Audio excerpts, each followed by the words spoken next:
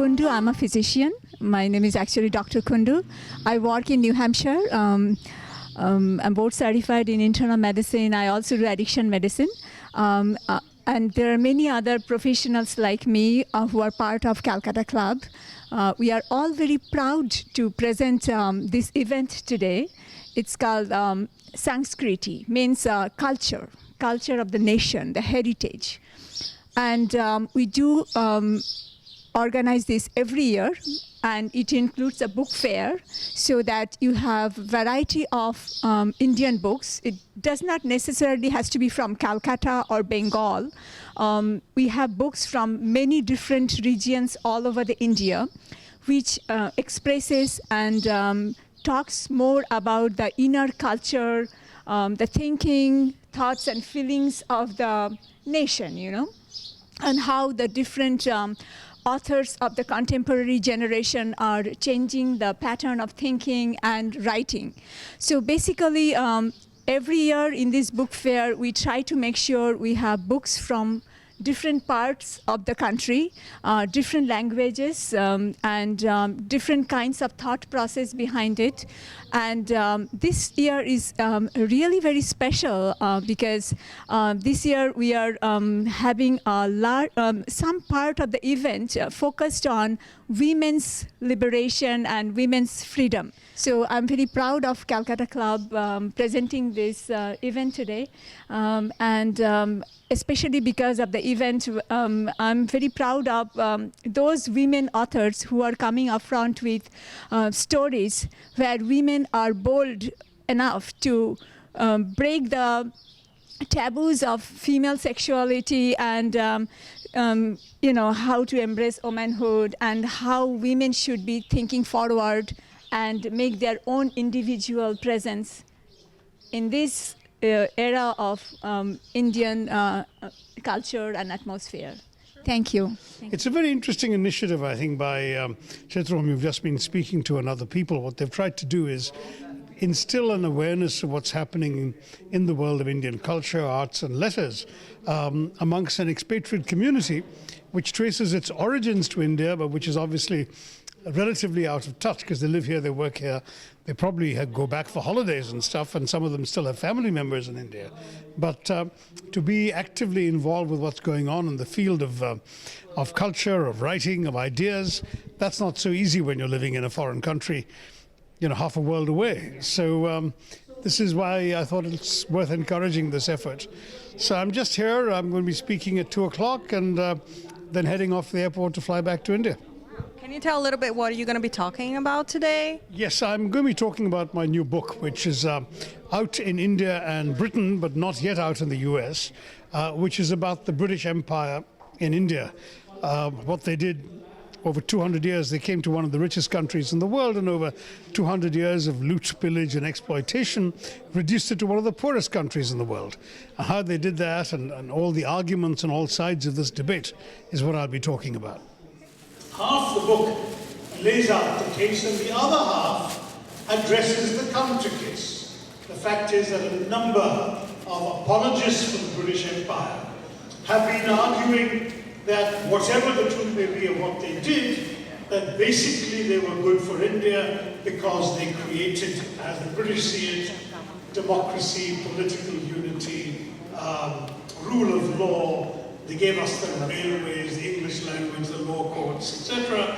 And shouldn't we be grateful? This is broadly the theme, and the somewhat more sophisticated version of this is from the recent very popular best-selling historians like Niall Ferguson and Lawrence James and Andrew Roberts, who are arguing that the British Empire in India is what laid the foundations for India to take advantage of the globalization of the 21st century. Of course, it's an argument they only started making after India became prosperous again, but not in the early days when they had still left us reeling from their depredations. This has been a wonderful, wonderful event.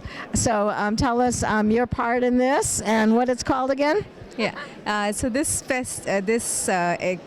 event is called Sanskriti. It's a book, it's a writers as well as artist exhibit. So there's a few artists here, and I'm one of them.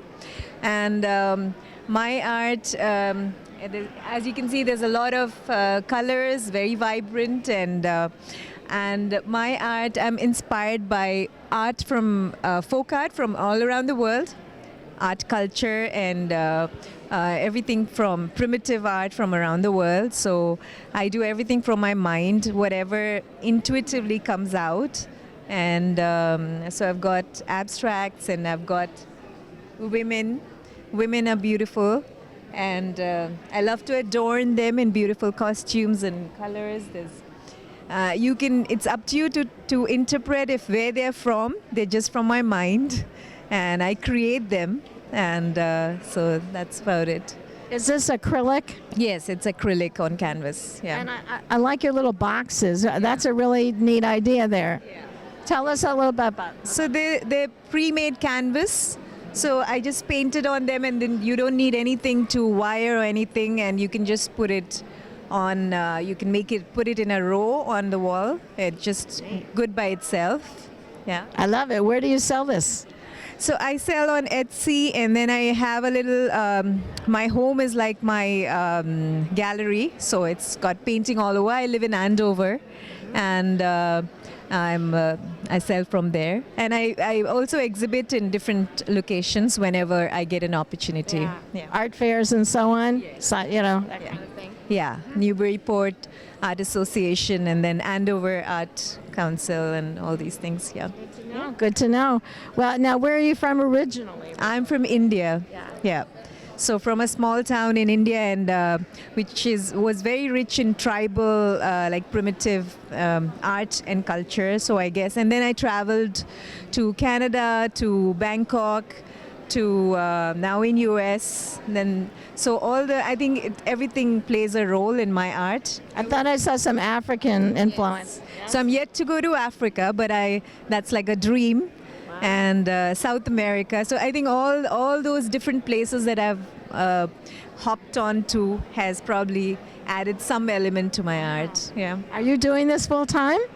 Yes, and I'm also a yoga teacher and a photographer. How long have you been a photographer? So I started photography when I moved to France, and I moved to France maybe in 4th grade. And when I moved to France, my family liked to take us to travel everywhere. So I've traveled a lot in Europe, and once I was traveling a lot in Europe, I saw so many. I saw everything, and I loved to just take pictures. And I was so inspired by the different cultures and the different people there, and I just started to take pictures. So how long did you live in France? I lived in France for 4 years, and then I moved here, and it's been a great experience, and it's really opened my eyes. One of my photos here is this black and white portrait, and I took it of my friend. I adjusted the shutter speed so that you can capture the specific moment, and it's just water, and I love it a lot. Some of my other pictures, I recently went to Rwanda, Africa, and some of these pictures I just I took of the village people there, and just all their natural expressions, and it's just amazing meeting all these children. I just have a few. Oops. And then one of them, one of the experiences I had is that we gave newer soccer balls to all these children. This is what they usually play with. They play with balls that they make, they play with tops that they spin, and they play with tire rings, and they just use all the toys. So we went hiking, and we just gave a bunch of soccer balls to them, and it was just a great experience to see them play with all these balls. I have a website. It's called timelessdays.wordpress.com, and I also have a social media page on Instagram called Seafoam Shores. But I will just be around in local things, and you can just look at all my photos.